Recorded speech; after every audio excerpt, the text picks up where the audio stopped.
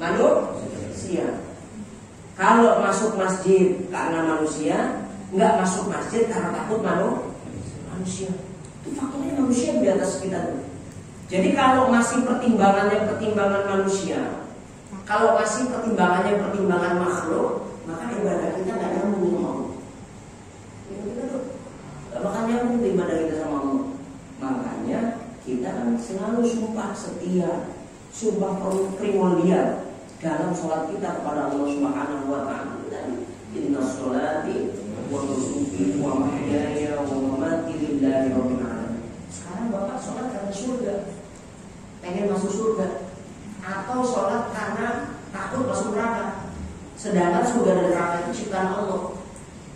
Syirik apa dia? Jawab. Saya mau pengen masuk surga. Ayo, syirik apa dia?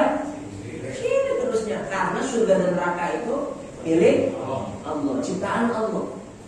Sehingga yang namanya Rabi'atul Adawiyah, kulo saya rela masuk neraka asalkan di neraka itu dikasih senyum sama Allah, asalkan di neraka itu ridho Allah kepada saya. Gak bakal panas neraka itu. Loh iya, contoh Nabi Ibrahim alaihissalam. Nabi Ibrahim dibakar sama Allah Subhanahu wa Ta'ala 40 hari. 40 hari. Jadi Nabi Ibrahim itu dulu pernah ngancurin berhalanya patungnya Raja Namrud, sehingga Raja Namrud bikin apa itu namanya, bikin undang-undang tertulis Pak di dalam Yarmuk itu masih ada sampai sekarang, tertulis di batu itu tertulis, siapa orang yang rakyat saya harus bawa ranting, kalau nggak bawa ranting dicambuk sekali. Jadi setiap orang tuh bawa ranting tuh Pak, banyak sampai 40 hari. Wahai api, jadilah dingin dan berilah keselamatan serta kesentosan kepada Nabi Ibrahim. Sama tuh Nabi Ibrahim. Api turun, mati semua, kan lagi ngerokok di sana. Iya. Bapak nggak tahu kan ya? Yang pertama kali ngerokok siapa? Yang pertama kali ngerokok siapa? Siapa yang pertama kali ngerokok? Ustaz Abu. Siapa? Yang pertama kali ngerokok siapa Pak? Oh Allah. Yang pertama kali ngerokok itu Nabi Ibrahim. Saya kasih tahu, dibakar 40 hari, ternyata ada kayu panjang segede gini Pak. Ada kayu panjang segede ini, nempel bainas safatain, di antara dua bibirnya Nabi Ibrahim alaihissalam. Kayu, terus agak bolong gitu, bolong tengahnya, nempel di dua bibirnya Nabi Ibrahim. Api turun, lalu Nabi Ibrahim ngeluarin asap, dia buka ngeluarin asap sambil ngomong sigaret. Sigaret itu bahasa Arabnya rokok. Bahasa Arab itu baru tahu. Ngajinya libur terus. Itu ngaji beneran itu, beneran ngaji itu riwayat dari riwayat Nabi Ibrahim alaihissalam. Jangan-jangan Bapak Nabi Ibrahim aja nama aslinya nggak tahu. Bang, siapa Nabi Ibrahim? Nggak tahu juga. Ibrahim itu dua kata, yib, rahim, yib dan rahim. Atau kalau dalam bahasa orang Israel disebutnya Hebron. Makanya ada daerah di Al-Aqfalul Gharbiyah, Al-Aqfalul Gharbiyah, tepi barat Palestina itu namanya tepi barat. Di peta, kalau Bapak di peta itu tidak ada namanya, di dalam peta itu Palestina itu nggak ada. Adanya Al-Aqfalul Gharbiyah, tepi barat. Namanya apa? Tepi barat. Kenapa disebut tepi barat sama orang-orang Hebron? Nabi Ibrahim itu setelah kejadian dibakar itu nggak mati, tapi dikucilkan sama orang-orang suku, dikucilkan dari Babilonia itu Irak. Dia dari Irak berenang Nabi Ibrahim sama istrinya, berenang mulai dari Babilonia sampai menuju tempat yang disebut sekarang itu Al-Atraful Gharbiyah, tepi barat. Berenang, selamat, tanpa perahu, tanpa dayung, tanpa sampan. Makanya disebut Ibrahim, orang yang selamat karena berenang. Nama aslinya cari. Oh, aku sendiri nggak tahu. Nama aslinya siapa? Ibrahim itu panggilan orang. Muhammad Suwandi nama asli saya, panggilnya Pak Andi, Pak Sendi, kan gitu ya. Cari. Orang Islam buat orang kayak begitu. Mau masuk surga kayak begitu? Ya, aduh ya Allah. Paham ya? Jadi Ibrahim itu namanya Ibrahim, panggilan orang yang selamat karena dia berenang pakai tangan telanjang. Hebron atau Ibrahim. Ini nggak kelar-kelar kan kalau begini, nggak ada yang tahu. Nanti kapan-kapan ya saya ceritain Nabi Ibrahim Allah Taala. Kalau perlu dari Nabi Adam, cuma siapin kuping sampai selesai. Ya 30 tahun baru selesai. Ada kitabnya nama kitab sejarah itu, ada kitab namanya Bidayah wa Nihayah 12 jilid. Saya punya di rumah menjelaskan tentang asal usul, tentang nama-nama maksudnya. Robiatul Adawiyah dibakar, enggak akan mempan katanya. Kalau Allah ridho. Nah, oleh karenanya Robiatul Adawiyah ini salah satu pelopor orang yang mencintai Allah Subhanahu wa taala. Perintah Allah itu dikerjakan. Satu apa? Perintah Allah itu al-fardiyah. Yang fardu-fardu, yang wajib-wajib.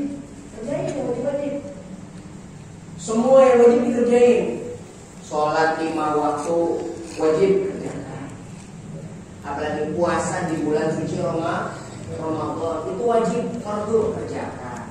Zakat itu 2. Ada zakat namanya zakat fitr. Zakat fitri itu adalah awal Ramadan sampai akhir Ramadan. Menjelang akhir Ramadan terakhirnya itu sampai khatib naik mimbar. Setelah itu nggak disebut zakat fitr. 3,5 liter. 3,5 liter. Boleh nggak pakai uang? Boleh, diganti pakai uang. Cuman orang Indonesia ini kadang-kadang zakat itu ngawur. Kalau mau diganti pakai uang, maka kimatnya disamakannya bukan pakai beras, tapi makanan pokok orang Arab. Makanan pokok orang Arab itu kurma. Kurma itu 1 liternya itu 75.000. 1 kilo kurma itu 70. Yang paling jelek, kalau kurmanya kurma ajwa itu bisa sampai 350.000 1 kilo. 1 kilo 350.000 kali 3,5 liter berarti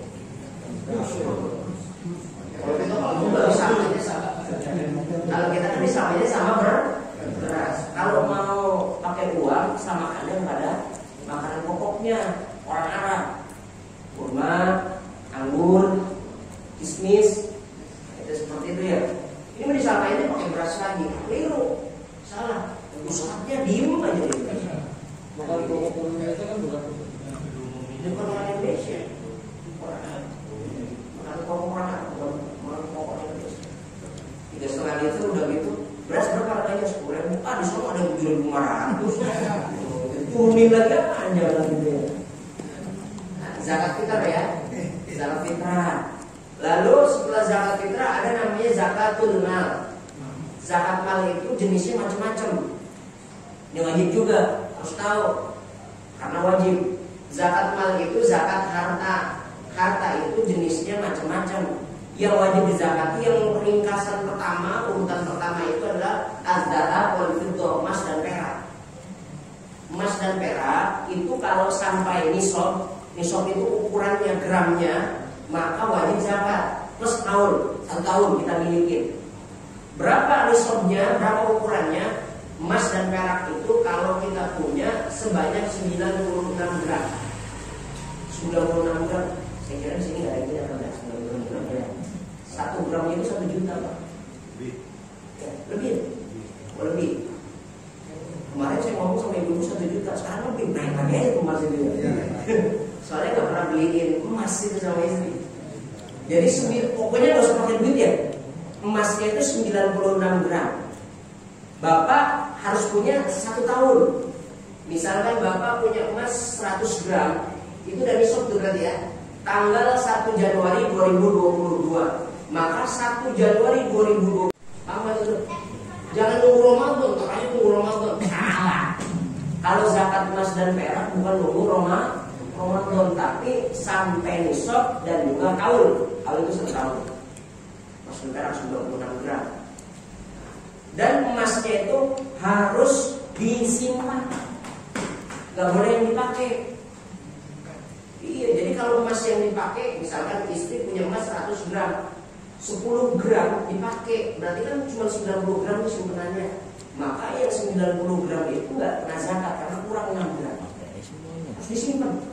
Dan disimpannya selama 1 tahun. Jadi kalau bilang sama istri, kalau punya emas 96 gram wajib zakat. Kalau nggak mau dizakatin, pakai semuanya.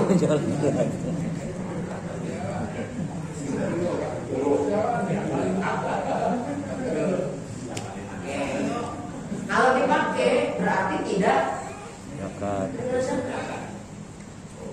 Kan gitu ya, paham nggak deh Pak? Paham. 96 gram. Ada yang bilang 95, ada yang bilang proses 96 gram. Nah, terus dipakai zakat emas dan perak. 1, itu mal untuk harta, wajib dikeluarkan. Yang kedua az-zuru, pertanian. Yang berkebun itu, yang jadi petani itu, maka wajib hukumnya mengeluarkan zakat. Yauma hasodih, kalau panen. Petani itu yang bertani padi itu wajib zakat. Yauma hasodih, hari di mana dia mengeluarkan panennya. Jika dia panen berarti bayar zakat. Berapa persen? Kalau airnya tak ada hujan ngerti nggak Pak? Tak ada hujan itu ngambilnya dari air hujan. Maka 1/10.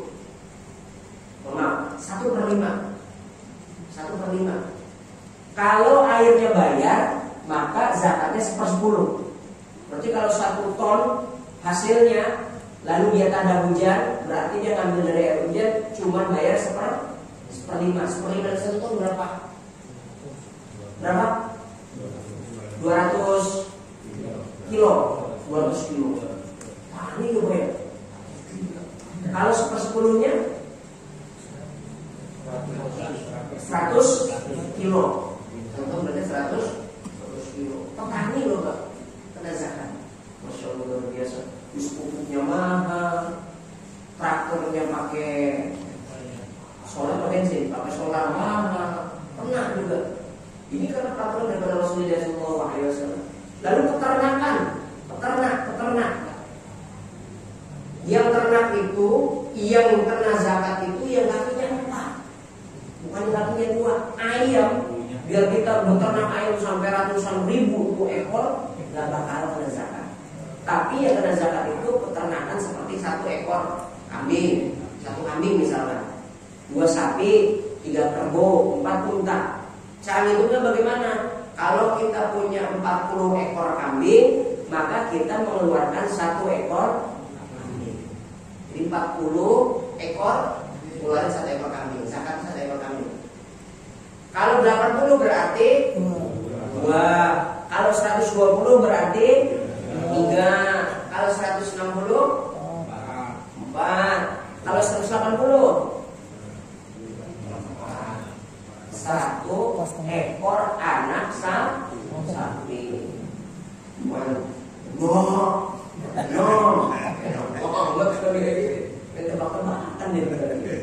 Nah, kalau unta, kalau kerbau dan sapi sama seperti kambing. Kalau unta itu per 5 ekor. Setiap 5 ekor mengeluarkan zakatnya. Zakatnya nanti mulai bertahap. Kambing dulu, sapi, baru nanti ada unta, kan gitu. Tuh wajib keluarin tuh. Lalu at-tijarah, orang-orang yang berdagang. Orang dagang tuh kena zakat. Caranya bagaimana? Misalkan contoh, saya mulai dagang. Dagangnya dagang buah-buahan misalnya. Oke, masalahnya ada ya. Dagang, panjangan saya kasih contoh. Gak apa-apa, nanti biar teliti.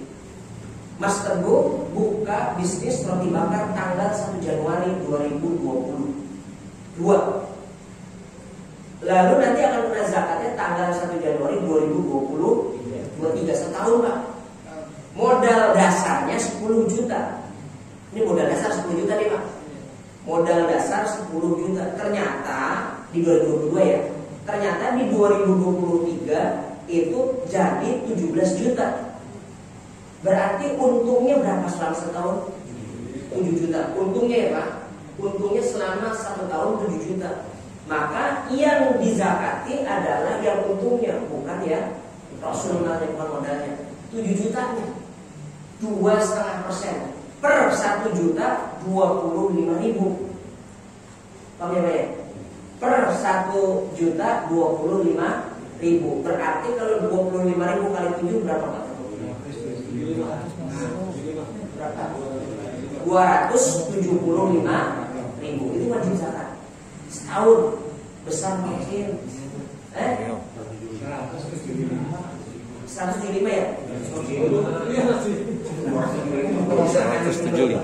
Iya, 175.000. Besar apa kecil itu? Selama 1 tahun 175.000. Kecil ya? Kecil. Sedekah ya. Zakat itu namanya zakat tijarah wajib. Lalu zakat pertanian juga termasuk anggur, buah kurma, itu termasuk ya, padi dan sebagainya. Itu tijarah. Rikas juga wajib itu Pak. Rikas itu barang temuan. Ngapunten. Ada orang bikin sumur. Nih. Bikin sumur. Lagi ngegali sumur. Dia gali di angka 12 meter. Ternyata ada bongkahan batu. Dia angkat. Oh ini kayak bukan batu nih. Dia lihat intan berduri. Intan. Kok bak pinter nih. Dicek mineral. Oh ini bisa dibayar Pak. 1 karatnya 100 juta. Intan matang. Dapatnya 1 kepala. Masya Allah, luar biasa. Maka ini namanya rikas, barang temuan. Kalau dalam Islam bukan punya pemerintah, punya orang ya. Kalau di undang-undang pemerintah, jadi punya pemerintah ya. Enak begitu. Kita yang lembu kok begitu. Ini ternyata punya orang nih, punya kita nih. Kita simpan, kita jual misalkan, maka 2,5% harus keluar. Namanya rikas. Itu bentuknya keras. Kita punya teman RT 06 itu Pak Zubir namanya. Kenal nggak? Pak Zubir namanya. Orangnya suka mancing, nggak pakai orang. Pak Zubir itu bikin sumur cadangan minyak untuk 50 tahun. Dari tahun sampai ya dikontrak sama pemerintah. Saya nggak tahu, karena dikontrak sama pemerintah. Dikasih bagi hasil. Ambil itu minyaknya, diambil ke pemerintah, diolah. Dan dia itu kan nggak bakalan bisa mengolah gitu. Nah ini namanya rikas. Hasil penjualan maka wajib zakat. Paham ya Pak ya? Hasil penjualannya wajib zakat. Ini rikas. Ada satu lagi zakat yang menurut orang modern. Yang menurut orang modern ini wajib zakat. Tapi kalau menurut orang-orang ahli salaf, kalau saya kan kajinya kitab kuning itu kitab salaf, kitab kuno, kitab klasik, ini tidak termasuk daripada zakat. Tapi kalau menurut ulama-ulama modern seperti Syekh Muhammad Suwaidi, Syekh Ali Al-Jum'ah, Sayyid Muhammad Al-Muti, ini termasuk ulama-ulama fakih besar zaman sekarang. Apa itu? Namanya zakat profesi. Setiap profesi punya zakat. Setiap profesi punya zakat. Contoh misalnya, kita jaga profesi bukan? Profesi bukan? Kalau dagang roti bakar profesi bukan? Profesi. Enak ya kalau gitu enak. Tentara profesi bukan Pak? Profesi ya? Tentara profesi. Merbot? Profesi. Kali nyampe dong, profesi bukan? Bukan. PNS. Setiap orang yang punya profesi, dengarkan ini, bagi Syekh Ramadan Al-Juti, Wahbah Suhaimi dan sebagainya, yang punya penghasilan dalam satu bulannya di atas 10 juta, maka wajib zakat. Kemudian Pak, gaji Bapak sampai 1 juta, 5-10 juta, sampai UMR kita berapa? 4 juta 700 berapa? 5 juta lah, 5 juta lah, 5 juta aman berarti. Yang punya gaji 10 juta, di atas 10 juta, maka dia wajib mengeluarkan zakat profesi. Zakat profesinya setiap 1 juta 25.000. Berarti kalau 10 juta 25.000-nya berarti 25.000 kali 10 250.000 tiap bulan kali setahun. Kali 1 tahun berarti 250.000 kali 12. Berarti kita ada ya sekitar 3 juta dalam setahun. Sekarang saya tanya, Margot penghasilannya 10 juta. Wah, paling 2 juta. Enggak. Kades. Koma. Enggak. Berarti bukan. Berarti alhamdulillah, di sini alhamdulillah miskin semua. Setahun, ibarat setahun. Boleh bulanan, boleh setahun. Soalnya ada yang minta itu gift konsep bulanan. Itu orang bisnya yang mau. Harus setahun. Dikumpulkan setahun. Nah, kalau belum setahun kita nyimpan Pak. Kita nyimpan dikeluarkan setelah 1 tahun. Berarti kalau 2 juta, maaf tadi berapa? 25.000 kali 12. Ya betul ya. 25.000 kali 12. Berarti kan berapa? 3 juta sekian lah ya. Ya, kita lah. Ini terkeluarkan sebagai pembersih harta kita. Itu namanya zakat profesi. Itu berdasarkan ulama-ulama khalaf. Syekh Wahbah Suhaimi, Syekh Ali Al-Jum'ah, ini rektornya Al-Azhar University ini Pak. Lalu Syekh Amin Al-Qutbi itu menyatakan ada, Syekh Ramadan Bukti kan gitu. Wahbah Suhaimi itu menyatakan ada. Tapi bagi ulama-ulama salaf tidak. Nggak usah dihitung yang kayak gitu.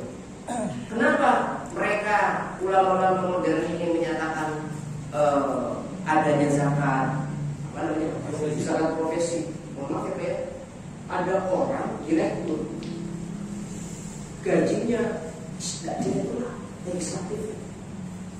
legislatif itu gajinya itu saya lihat dalam catatan orang itu sampai 120 juta, belum listrik, belum lain-lain, itu 120 juta mau bersih gitu ya, belum uang reses dan sebagainya. 120 juta. Kalau tidak ada zakat profesi mereka tidak lepas sebenarnya. Tapi bagi petani yang sangat luar biasa susah, nandur dari mulai nandur sampai nandur itu 3 bulan, kadang ada yang 6 bulan. Kan itu ya, bayar pupuk mahal, kadang bibitnya rusak dan sebagainya. Ketika panen wajib zakat. Kira-kira benar mana? Direktur Taman Mini. Mana ada direktur Taman Mini sini? Salah satu direktur Taman Mini gajinya puluhan juta, nggak mengeluarkan zakat. Iya enak. Sedangkan pedagang kecil seperti Pak Teguh, kalau sudah nisab dan haul wajib mengeluarkan zakat. Nah di sini menurut Syekh Wahbah Suhaimi harus ada kesetaraan bagi yang punya uang ataupun yang tidak punya uang. Karena memang itu tidak diatur dalam Al-Quran dan hadis, akan tetapi agar sesuai dengan apa yang jadi pesan Islam yang harus dikeluarkan. Kalau kita ngomongin zakat tapi nggak ada yang zakat ya piye? Kita ngomongin zakat tapi nggak ada yang zakat itu apa? Tapi yang penting ilmunya tahu gitu ya. Nah itu zakat wajib tuh, zakat wajib. Pergi haji kebaik itu pergi haji itu wajib bagi orang-orang muslimin wal muslimat sekali seumur hidup. Sekali seumur hidup, yang kedua kali, yang ketiga kali, yang keempat kali sunnah. Makanya dulu Profesor Ali Mustafa Yaqub itu tulis di dalam Quran Rasulullah haji pengabdi setan. Jadi bukan hanya sinetron aja itu pengabdi setan. Haji pengabdi setan. Kenapa disebut haji pengabdi setan? Karena ada haji yang berulang-ulang kali setiap tahunnya pergi haji. Tapi lingkungan sekitar kita itu tidak diperhatikan. dia pergi haji sekali, dia punya uang untuk pergi haji kemudian ya, misalnya 40 juta dibagikan kepada orang-orang yang kurang mampu, yang mau apa ya, maaf, pandangan seorang profesor luar biasa ya Pak ya. Kayak gitu. Ini wajib fardiyah, perintah Allah harus dikerjakan. Jadi setelah Bapak punya modal itu namanya fardu. Fardu itu modal. Maka kalau sudah punya modal, sudah punya fardu, maka harus ada aslul rizqi, harus punya keuntungan. Keuntungan itu namanya perintah nomor 2, sunnah. Pekerjaan itu kalau dikerjakan dan berpahala, ditinggalkan atau tidak dikerjakan, maka walaupun tidak berdosa rugi. Contoh, Mas Gun kerja misalkan, jangan sunnah, mengawal kerja lah gitu ya. Kalau kerja nih misalkan, jaga pintu, itu mau pindah, mau jaga mau pintu, saya bingung banget. Berpikir kepada Allah Subhanahu wa taala, sunnah. Nah, itu dapat tuh fardiyah, perintah Allah tuh yang fardu, yang sunnah. Yang ketiga itu adalah yang afdol, yang utama. Cari yang utama, amal ibadah itu cari yang utama. Contoh, yang banyak perbuatannya, yang banyak amal ibadahnya, maka akan banyak pahalanya juga.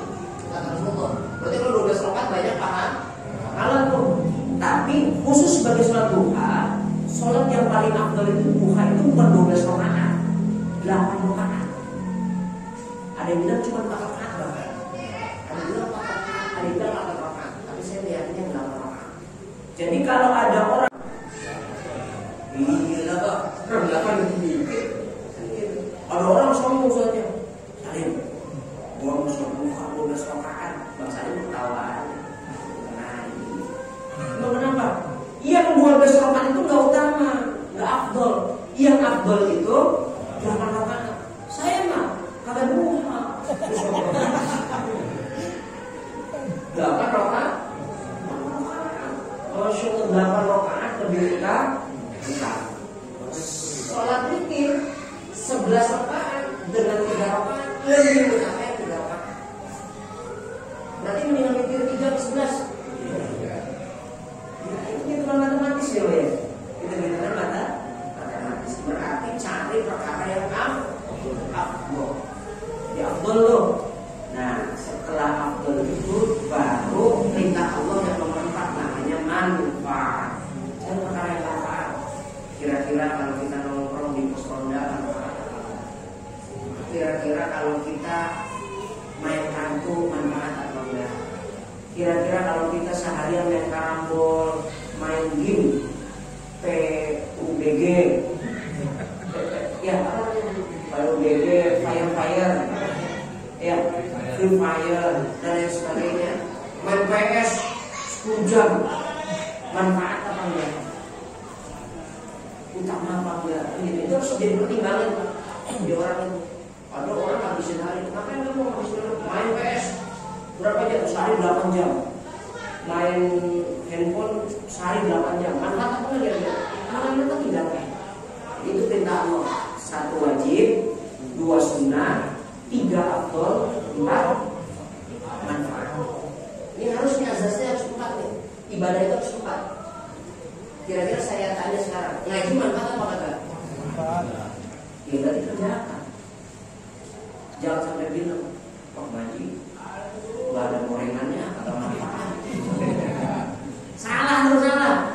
Jadi yang membuat ngaji manfaat itu gorengan atau ilmunya? Harusnya ilmunya. Tapi ketika diuji nggak ada gorengan, nggak pada datang. Berarti manfaatnya karena apa? Gorengan. Yasinan manfaat atau enggak? Manfaat. Kalau di dalam yasinan nggak ada beseknya kira-kira, data apa tuh? Data karena udah kadung, tapi besok nggak manfaat. Kenapa nggak manfaat? Nggak ada. Begitu saya berpikir memang. Berarti tahlilan dan yasinan manfaatnya karena makanan, karena besek atau karena baca yasin. Harusnya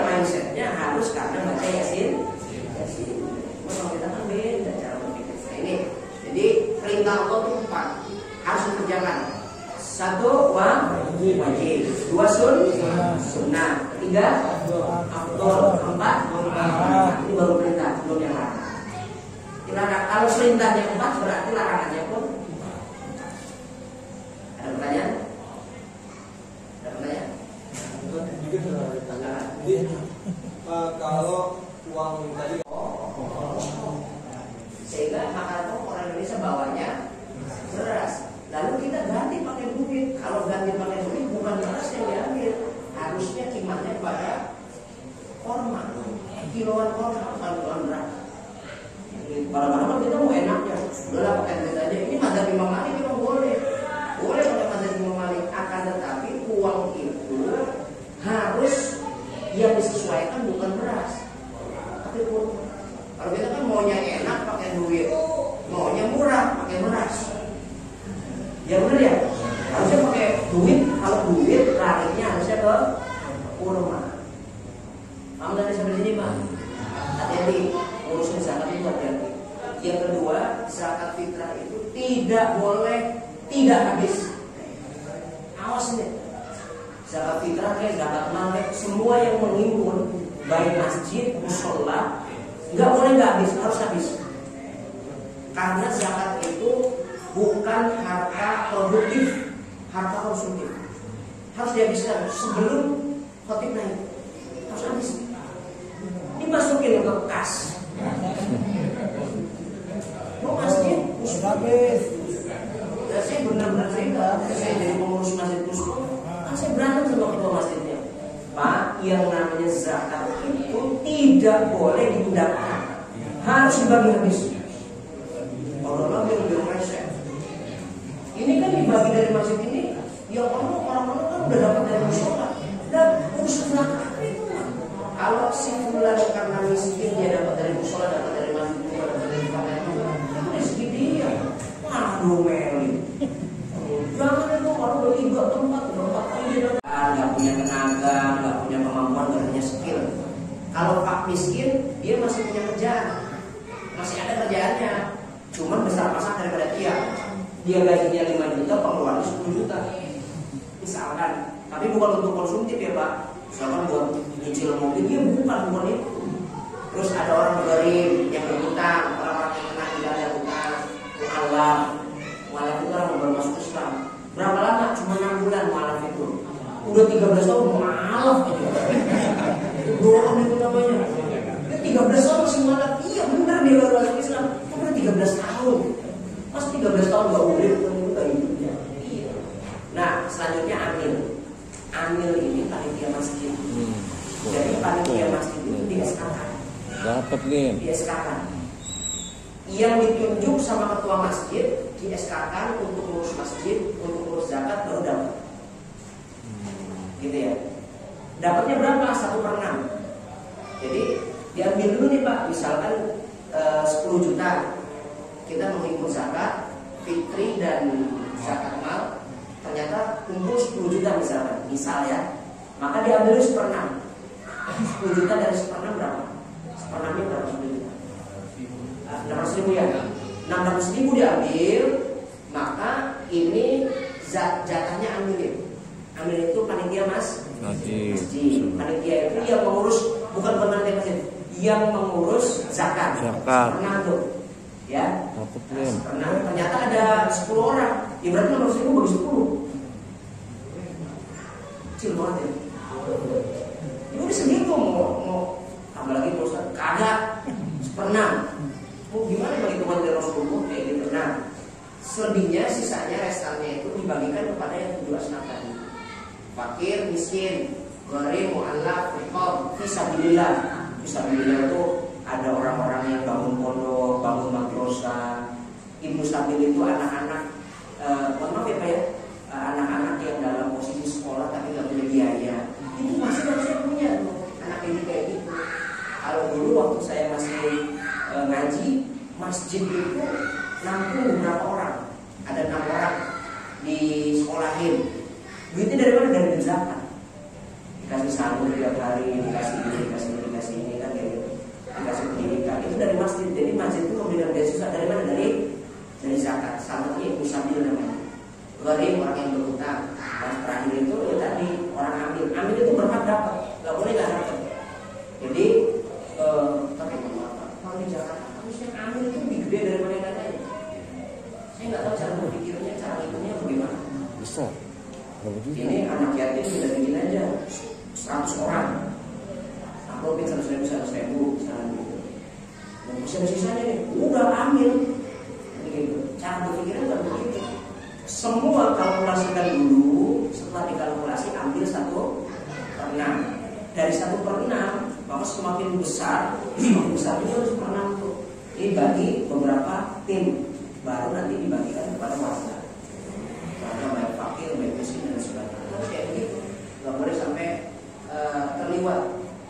Mohon maaf ya Pak, misalkan di daerah kita, di lingkungan kita, di RT kita, ternyata dari kita, masjid kita, musola kita dapat, dari masjid dapat, dari sana dapat, nggak ada masalah, nggak haram.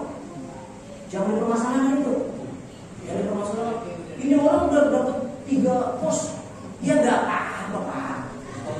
Setahun sekali 3 pos itu kan bukan dari musola doang, dari masjid ini dan masjid itu. Memang fungsinya biar Ramadan selesai, Lebaran dia itu punya bisa beli baju, beli ketupat, beli masakan dan sebagainya. Harus begitu, harus ketawa di Lebaran. Di Lebaran itu hari makan-makan, nggak boleh ada orang sedih, nggak boleh ada orang sedih, nggak boleh. Harus benar, harus bagus, harus bagus bagus. Ya Pak ya, apalagi kalau Ustaz tuh harusnya harus BHS itu. Kalau lagi kalau timur, sapir, BHS kalau Lebaran itu. Malu-maluin aja dulu. Kayak gitu ya Pak ya. Dia harus dapat ambil itu dapat 1/6. Cuman dibagi dulu 1/6 keluarga. Syukur-syukur kami ambil udah bagiin aja dulu, kalau ada sisanya nggak butuh mantep itu. Tapi biasanya udah dibagi nggak ada sisanya. Ya sekian satu-satunya negara yang boleh mengelola zakat secara swasta. Zakat itu harusnya dikelola negara, karena ada kementerian sendiri. Zakat dan wakaf itu ada kementerian sendiri. Hanya Indonesia nggak ada menteri zakat dan wakaf itu nggak ada. Hanya Indonesia. Malaysia punya, Singapura punya, Brunei apalagi, Saudi nggak usah ditanya. Dia nggak punya menteri agama, dia mah menteri zakat dan wakaf. Nggak punya menteri agama, kalau kita ada menteri agama. Menteri agama juga masih punya Basnas. Basnas itu ada yang swasta, ada yang negeri, ada yang setengah swasta. Masjid mengelola semua. Hanya itu seperti itu. Maka dari itu, nah bagi kita yang mau berzakat, perlu lihat mana tempat yang kira-kira sesuai, yang cocok. Tanya lagi. Ya. Sudah ya Pak Haji.